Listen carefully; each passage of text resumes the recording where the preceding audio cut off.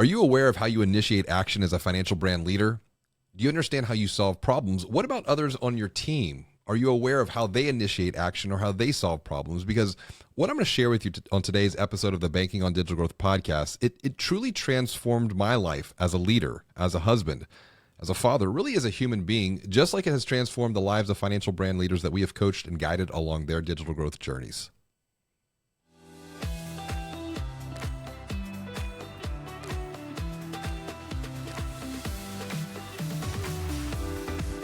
Greetings and hello, my name is James Robert Lay, and I'd like to welcome you to another episode of the Banking on Digital Growth podcast. Today's episode is part of the Exponential Insight series, and joining me for today's conversation is Cannata, who is our operations lead here at the Digital Growth Institute. Audrey's also our certified Kolbe consultant, which is exactly what we're going to be discussing today to guide you along your digital growth journey at your financial brand, at your bank, at your credit union, or at your fintech. Because we've both found that the Kolbe assessment is really a practical and, more importantly, a proven tool to better understand yourself, how you naturally take action or how you solve problems, how you navigate the complexity of exponential change. And when you know yourself, how you take action, how you solve problems, that in turn helps make you an even better leader and an overall human being. But before we dive into this conversation, I want to make this very clear from the beginning that the Kolbe assessment has nothing to do with personality, as many financial brand leaders assume when we coach and guide them. So we're going to dive deep together. Welcome to the show, Audrey. It is always good to share time with you. Thank you, James Robert. Excited to be back talking Kolbe today. You know, before we get too far deep into the subject of Kolbe and the value and the benefit that it has created for yourself, it's created for me, it's created for financial brand leaders that we advise and coach on their journeys of growth, what has been going well for you personally or professionally? It is always your pick to get started on a positive note. Yeah, so I just got back from New Orleans. I was there over the weekend. I had an event there, and I had just such a very interesting experience while there. And I love New Orleans because it's a fascinating, piece of history there. But I was at an event and I met a random person from Austin, and we got to chit-chatting, what do you do? Where are you from? And the conversation ended up with me sharing my favorite book, The Obstacle Is the Way by Ryan Holiday. And he immediately lit up and told me he's been studying Marcus Aurelius, which, he was the inspiration behind the book, his famous quote. And so I thought, oh my gosh, here I am with all this, room full of strangers. I'm sitting next to this person. You don't hear Marcus Aurelius being talked about very often. And so he shared with me one of his favorite quotes, and he actually had it on his phone and pulled it out. And it was so timely for me to read, all about this, having this inner strength and self-control and not letting anger take you over. And I could not help but think this was one of those meant to be moments, as whether or not you believe in those, I definitely took it as such. And it was really, really a memorable experience for me. Well, I appreciate that because that's exactly what we're discussing here today. It's this idea of awareness and knowing yourself. And that's such a deep part of Stoicism. You talked about The Obstacle Is the Way. It was a book that you and I went behind the cover on back in episode 245. And we have introduced the subject of Kolbe going back to episode 124, where we were talking about empowering the growth potential of teams. But today, I want to go even deeper because awareness is such a key part of the transformational journey. A model that I teach and coach is, for those who want to grow, you have to act for growth. And ACT is an acronym for awareness, commitment, and transformation. Because when you take awareness and you add commitment to it, that leads you down a path of transformation and growth. So let's start with, I would say, the science, if you will, behind Kolbe and the Kolbe assessment, really rooted within three different parts of the mind. What are these parts of the mind to be aware of? Yeah, so there are three parts of your mind. You have your cognitive side, and that is your intellect, your skills, your reasoning. Then you have your affective side, and that's your motivations, your desires, and your personality. And both of those are very important parts of the mind. But your cognitive and your affective parts of your mind, those alone, your skills and your motivation, those alone are not enough to predict success. And so there's this missing piece of the mind that is not often talked about, and that is your conative side of your mind, and that is your doing. That is simply how you are going to get things done. So when you remove your skills and you remove your desires, your motivations, it's how are you naturally going to take action? And this is innate. This is something that you're hardwired. And so it is going to stand the test of time. This is natural. And so it's how you make decisions and solve problems.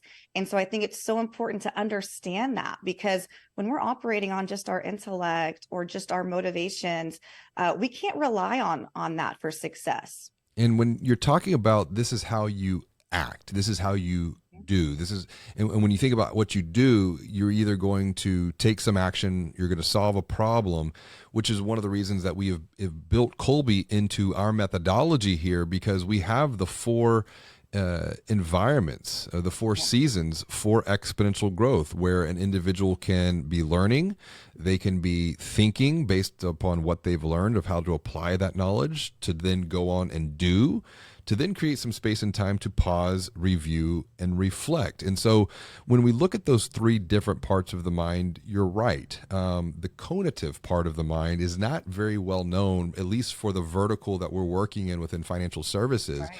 You look at the other two parts, and you can test knowledge with IQ, you can test personality with like DISC and Myers-Briggs, and that begs the question: why invest time to look into the conative part of the mind? Because like you said, this is innate.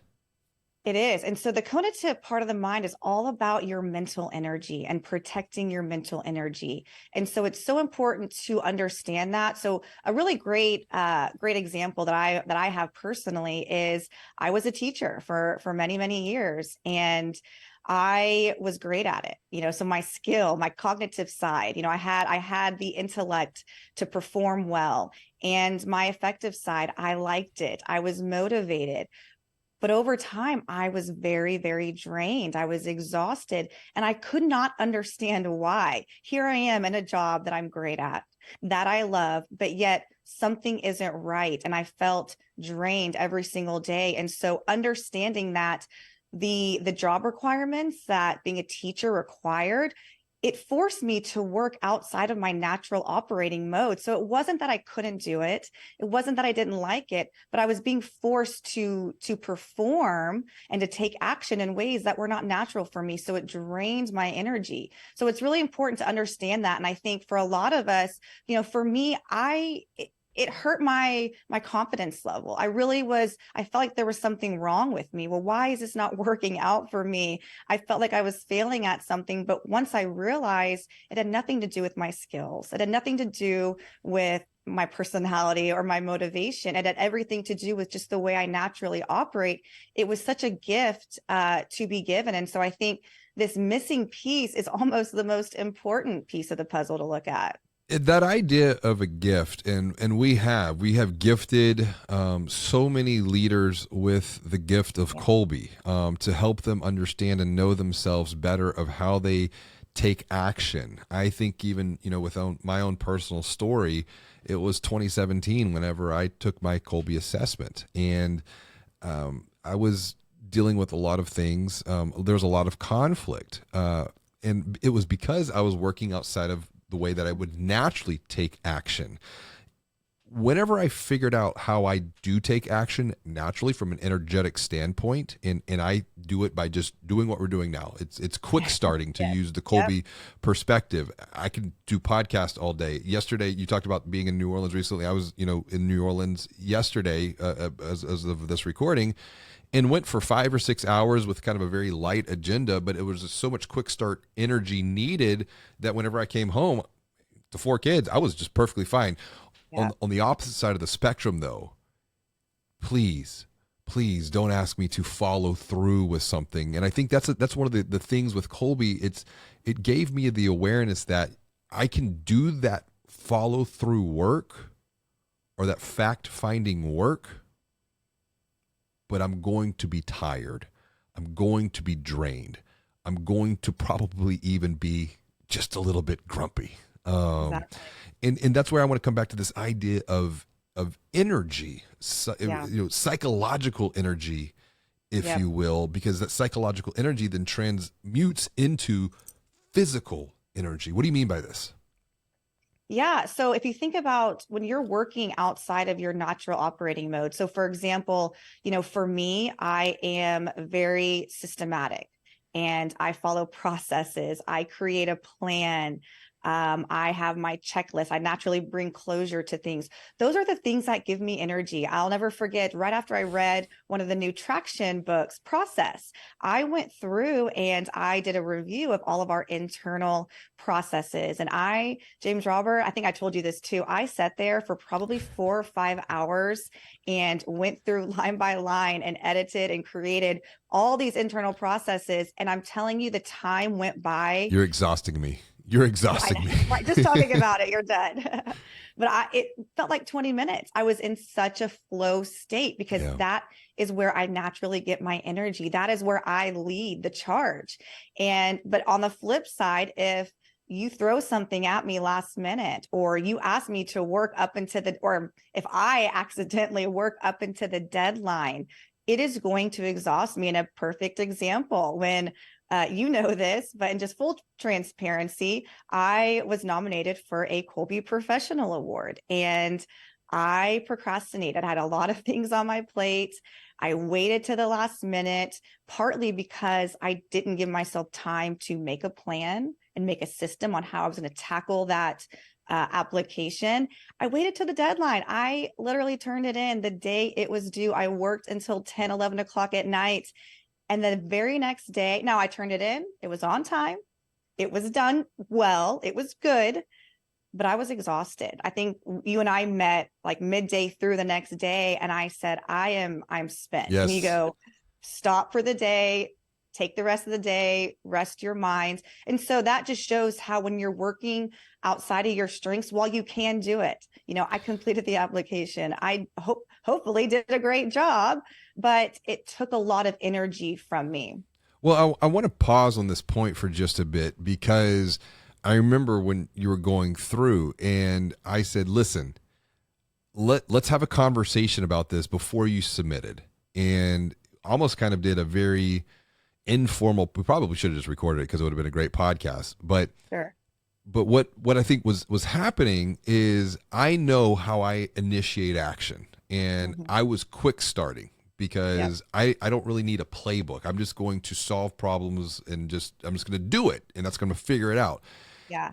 And what I was doing is I was able to use my quick start energy to give you more clarity, to give you some perspective that you could then Give go me the playbook. exactly to then go away. And I think when I think about our relationship, it's I make a lot of things up, then you make it real, and then you go look, how can we make this repeat? And that was something that I learned from my time in Strategic Coach with Dan Sullivan.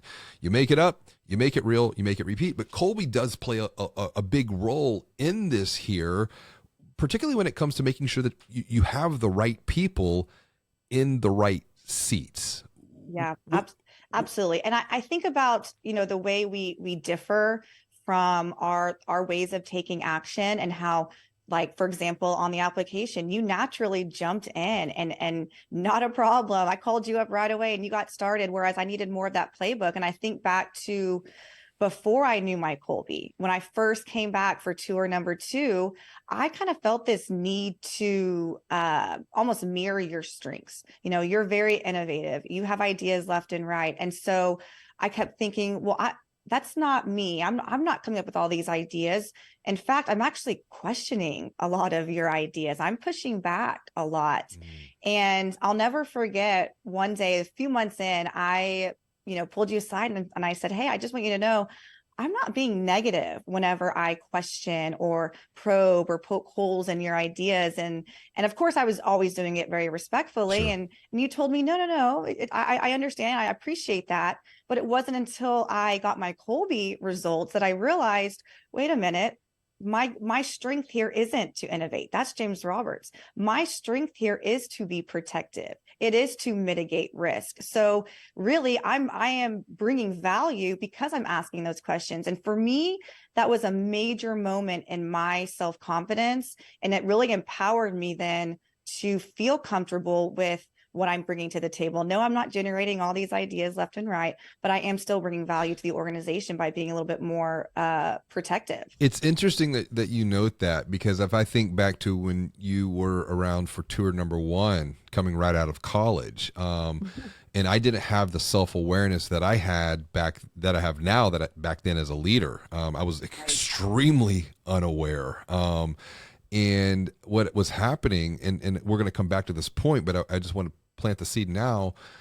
I was hiring people that were like me. I was hiring a bunch of quick starts, and we were extremely light on the follow through of system building and repetition. Like you said, you come back after you read Process from the Traction series. You got a ton of energy going to look at systems and processes line by line. And I'm like, no way. Like I can do it. And that's the thing. I think that's the most important thing when you understand your Kolbe profile. Right. You can work outside of the way that you naturally take action. But once again, it's going to drain you. It's going to exhaust you. And it's through Kolbe that I have gained not just awareness in myself or you, but also with the financial brands that we are coaching and guiding and advising, which has been really transformative. What are the patterns that you have observed, because you are facilitating a lot of this when it comes to what we would call the banker's MO or modus operandi, how they naturally take action? Yeah, so we've done a lot of Kolbe assessments with those in the financial industry, and I would say about 85% of them follow a very, very similar MO, which is they are initiating fact finders or initiating follow through, which means their expertise comes from their experience. They rely on historical perspective to make decisions. You know, they focus a lot on priorities, which is wonderful. These are great, great strengths to have in the industry. But because there are so many we see, you know, so many very similar MOs in this area, where because they are initiating fact finder, many times they are resistant in what we call quick start, which means they're a little bit more resistant to change. It makes it a little bit difficult because we see what's called conative cloning, which is where, you know, you kind of have everyone in the room. It's almost too much of a good thing. And a lot of times that can hinder progress and hinder growth, because you have a lot of these really intelligent people who research and they need to know all these facts before making decisions. And they're very protective and they're very risk averse. All wonderful strengths that we want in our bankers and those in the financial industry. But when it comes to growth and change, it makes it a little bit more challenging. I think about the pattern matching here, the pattern matching of just essentially people within the vertical, whether they're at a bank or a credit union or at a fintech. And because you're talking about how they're initiating action either through fact finding, one of the other patterns is also through follow through, or by building systems, by maintaining systems. And when it comes to change and transformation and really even innovation, a lot of that is being spurred by those that initiate action by quick starting. That's a very typical, though, what we would see as more of an entrepreneurial like profile. And when you think about that idea of entrepreneur, if I look within a financial brand, that actually might be an intrapreneur. And it's someone to come in and kind of stir the pot, if you will. I think of this one organization, and maybe you could provide some more perspective of this as well, but Conative cloning, this one team that we've been working with for quite a number of years now, actually. They all share a similar profile. And when we did their Kolbe assessments and we did A to A comparisons and then a team analysis, and you kind of map everything out, so you have visualization of where everyone falls within a matrix, it became very clear. And people kind of they laugh and they nod their head. It gives also a little bit of affirmation, right? Yeah, absolutely. This is actually a really unique situation because this is a marketing team. And oftentimes when you're with a marketing team, you tend to see those initiating quick starts where they are more innovative, experiment a little bit more. But in this case, and oftentimes in the financial industry, that's not always the case because a lot of those who end up in other departments, marketing, sales, they've grown from within. So they may have started as tellers or as frontline. So in this particular case, the marketing team was all initiating fact finders. So when you put a lot of these initiating fact finders in a room, you're susceptible to what's called analysis paralysis.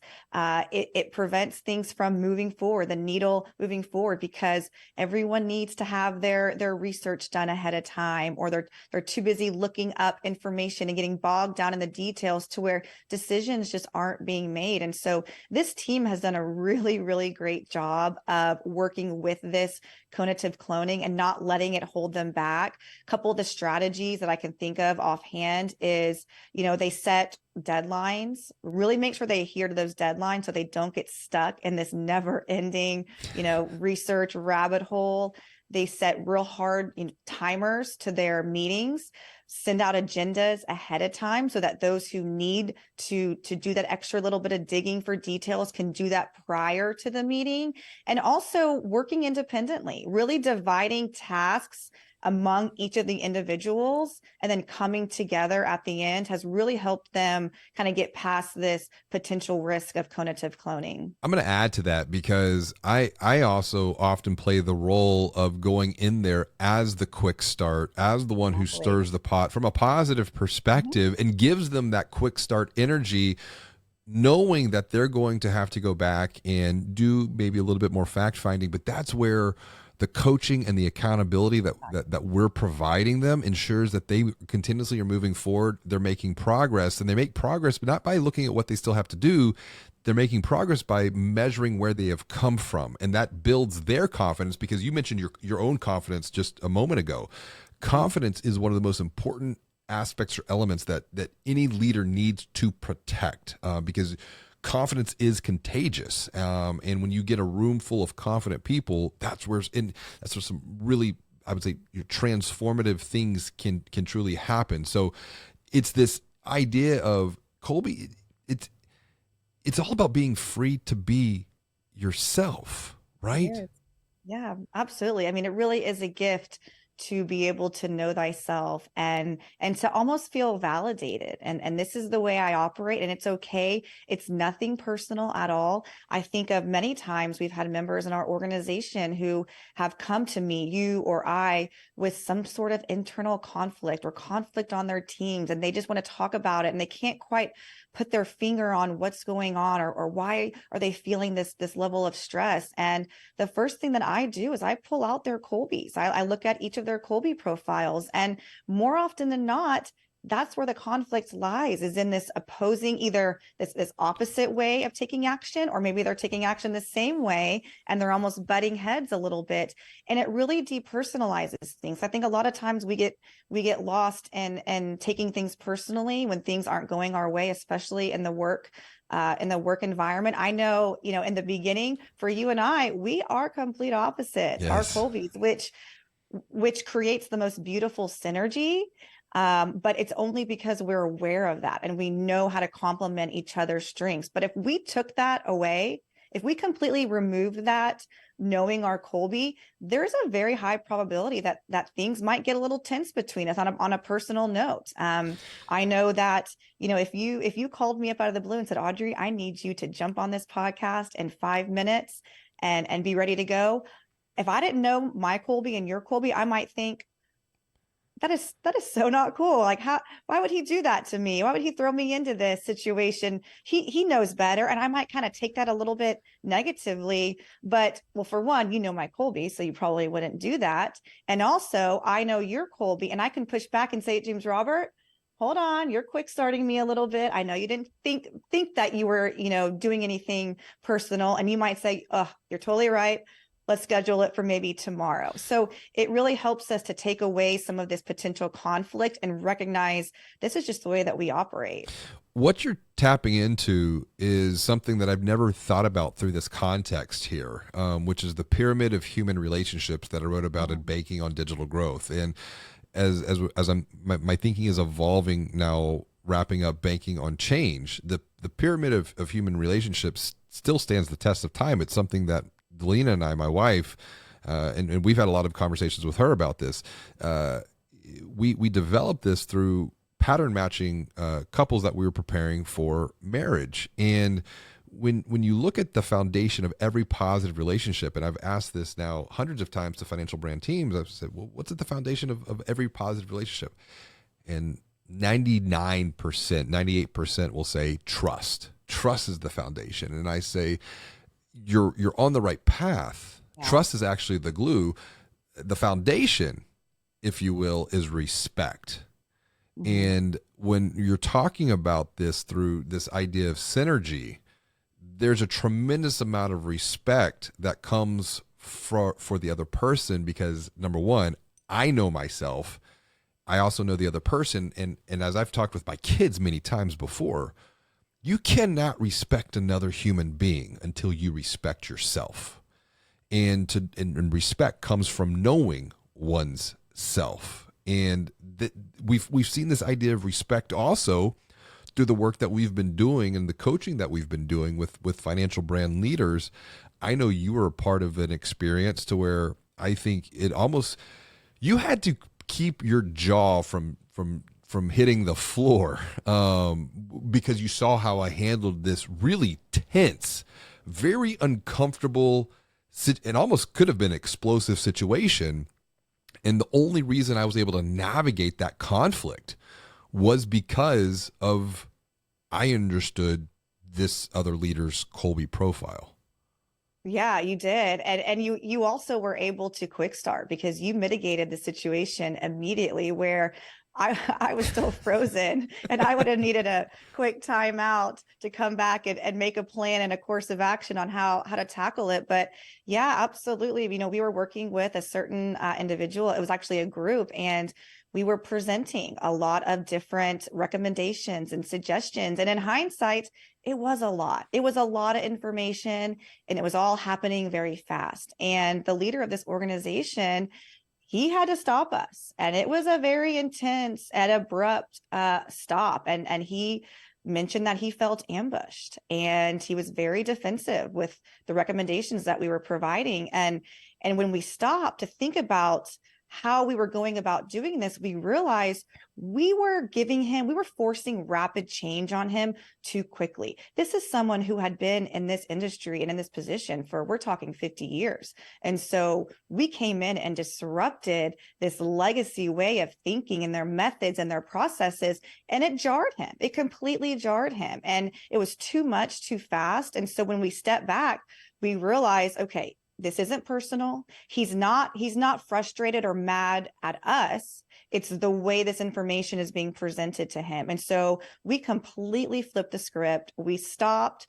We broke things up into more manageable chunks. We created a system because he is an initiating follow through, which means, he needs those systems and those processes and those predictable patterns. So we stopped. We chunked everything up. We created a regular cadence of meetings so we could get comfortable to this sense of routine. And it really made all the difference. But there was a moment there where, it was pivotal. It was going to go one way or the other. And, I think Kolbe is probably the only reason why we navigated through it. Absolutely. And I would say, coming back to this idea of respect that I was touching on before, empathy. Yeah. Empathy. Kolbe, for me personally, has allowed me to be an even more empathetic leader, because when I look at empathy, it's the idea you don't understand someone until you've walked a mile in their shoes. Now, why I might have not had the experience of this other individual, I was very empathetic to where they were at that time, and I was able to meet them at that moment versus asking them to come and meet me. I was able to come and meet them. And I think, as we start to wrap up this conversation, we probably can come back and have another one, because Kolbe is doing a tremendous amount of work to create awareness for people in regards to their financial MO. And that's an area of opportunity that I'm seeing to further expand upon through the work that we're doing with financial brands, with banks, with credit unions, with fintechs. Before we get there, and I want to wrap up here, always on a practical note. Sure. What's your recommendation for someone who is watching or someone who is listening to our conversation here, to apply some of this knowledge? Maybe they've never taken Kolbe, and then obviously the recommendation would be to I'm going to put it out here. If you're listening and you're interested in Kolbe for yourself as a leader, text me. 832-549-5792, 832-549-5792. This is what we do. This is how we help. And we can provide some more perspective, at least for you, if not your team. But even if you don't do that, what's one thing that someone can do who is listening to at least just become more aware of how they, not personality, but how they operate? So I would say before even taking the Kolbe, I would get out a pen and paper and I would journal through, and I would make a list of all the things in your day-to-day life, whether it be personal or professional, the things that drain your energy, what exhausts you, what are some things that you might feel like you're procrastinating. Make a list of those things, and then make another list of what are the things that give you energy, what are the things that you could do all day long and just feel like time goes by so quickly. Make those lists, look at them, analyze them, then go take your Kolbe assessment and see if you can do some pattern matching. You might find out that you are in a role or you're in a position where you're working against your natural operating modes. And that's a conversation to have, well, first with yourself, to realize, okay, this is why this is happening. And then also with your team or your organization. And hey, maybe I'm the right person, but I might be in the wrong seat here. And this is how we can better, optimize and be more efficient as an individual, team, or organization. That's a fantastic point. Do that before even thinking about taking a Kolbe assessment, because you're creating awareness by just simply sitting down and looking at kind of your day-to-day objectively. And most likely, once you take your Kolbe assessment, you're going to be able to identify those areas that are increasing your energy, or those areas that are decreasing your energy, sucking you dry, and as I always kind of joke, making you just a little bit grumpy. So I really appreciate that as a practical next best step, Audrey. If someone wants to continue the conversation that we've started here today, what is the best way for them to reach out, say hello? Absolutely. You can find me on LinkedIn. I'm always there. Audrey Cannata, probably the only one out there. Connect with Audrey for sure. Learn with Audrey, grow with Audrey. Audrey, this has been such a wonderful conversation. Thank you for joining me for another episode of the Banking on Digital Growth podcast. Thank you, James Robert. As always, and until next time, be well, do good, and be the light.